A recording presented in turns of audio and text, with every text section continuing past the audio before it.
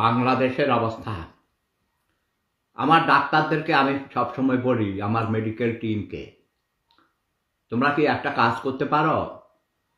আমি তো ৩৫ বছর বাংলাদেশে নেই, কিন্তু প্রতি মুহূর্তে আমি বাংলাদেশে, শয়নে স্বপনে জাগরণে, ঘুম থেকে উঠলেই বাংলাদেশ, টেলিভিশন খুললেই বাংলাদেশ দেখি, অনলাইনে গেলেই বাংলাদেশ দেখি, না দেখলে মনে হয় যেন কি যেন দেখা হয়নি, কি যেন করা হয়নি। কারণ জননী জন্মভূমি স্বর্গাদপ গরীয়সী, জননী মা এবং জন্মভূমি স্বর্গের চেয়েও বেশি মহিয়ান, গরিয়ান। তো আমি যেহেতু যুদ্ধ করে এই দেশটির পতাকা পাল্টিয়েছি, আমি স্বাধীন করেছি এটা বলবো না, একটা ভূখণ্ড বিশ্বের মানচিত্রে আমরা পেয়েছি, কিন্তু সত্যিকারের স্বাধীনতা পাইনি। সত্যিকারের স্বাধীনতা পাইনি বলেই, সত্যিকারের স্বাধীনতা বলতে ভৌগোলিক স্বাধীনতা আমরা পেয়েছি, রাজনৈতিক স্বাধীনতা পাইনি, অর্থনৈতিক স্বাধীনতা পাইনি, কোনোভাবেই আমরা স্বাধীন নই। বৃহৎ শক্তির কাছে আমরা জিম্মি।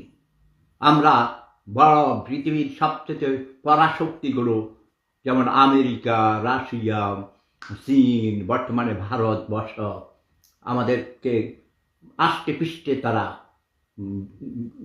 ঢেলে আছে। তাদের কথায় আমাদের নাচতে হয়, তাদের কথায় আমাদের গাইতে হয়, তাদের কথায় মানে কর্তার ইচ্ছায় কীর্তন। আমাদের কোনো স্বাধীনতা নেই, যেহেতু আমরা গরিব। ওই যে আমি বলি, কি খবর গরিবেরা? গরিব বলতে অর্থনৈতিকভাবেও আমরা গরিব, মনের দিকেও, মনের দৈন্যতা যাকে বলা হয়, মনের দিকটা আমরা আরো বেশি গরিব। বাঙালি জাতি কোনো যুগেও কখনো স্বাধীন ছিল না। যদিও কেউ বলে ইতিহাস, বাংলার ইতিহাস, বঙ্গের ইতিহাস, বঙ্গবাসীদের ইতিহাস, বলে কি পাল বংশ এই সেই কোনো কোনো সময় কিছুটা স্বাধীনতা ছিল। সত্যিকার অর্থে স্বাধীন কেউ নেই এই পৃথিবীতেই।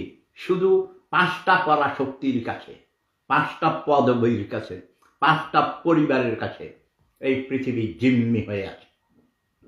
একটা চক্করের ভিতরে আমরা পড়ে আছি, সেখান থেকে বেরিয়ে আসার কোনো উপায় নেই। সব কিছু তারা নিয়ন্ত্রণ করে।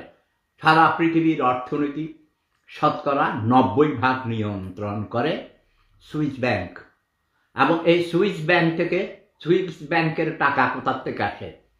রিলেটেড করা আমেরিকা, ঘুরে ফিরে সেই ইউরোপের পশ্চিম ইউরোপ, তারপরে রাশিয়া, তারপরে জাপান, চায়না, এই সবগুলো তাদের হাতে মার্কেট নিয়ন্ত্রণ করে যারা, তাদের হাতেই সব কিছু। ডলার দ্বারা সারা পৃথিবী নিয়ন্ত্রিত হয়।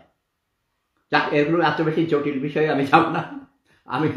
আমার কাজ হলো সহজ করে কঠিন কথাকে সহজ করে বলা, যাতে করে যারা বাংলা ভালো করে মোটামুটি বুঝতে পারে, তারা যেন আমার কথাগুলো বুঝতে পারে।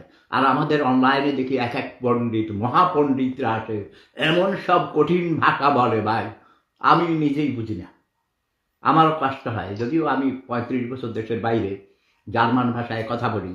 যেমন তোমাকে শিখেছি সেদিন, বলো আমি তোমাকে ভালোবাসি, জার্মান ভাষায় কি বলেছিলাম ভুলে গেছে, মুখান্ত করতে হবে, লিখে রাখতে হবে। ইস লিবে ডিস, এটা হলো জার্মানির জার্মান। ইস লিবে ডিস। দেখো আমার দাঁত নাই, কিন্তু আমি ইস বলতে পারি। কেউ বুঝতে পারে না। আমার লগে 5 বছর একসাথে ছিল, কখনো বুঝতে পারেনি আমার দাঁত নেই। বোঝা যায় না, তাই না? আমার মানে ইয়েগুলো এমন। আচ্ছা, এবং আমার কথা থেকেও পারে। আমি প্রকার, প্রবেশ, প্রদেশ, দাঁত না থাকলে কিন্তু উচ্চারণ করতে পারে না মানুষে, তাই না? রফালা আমি পারি। সো আই এম সেপুদা দি গ্রেট। যেটা বলছি, খাইছে আমার রে।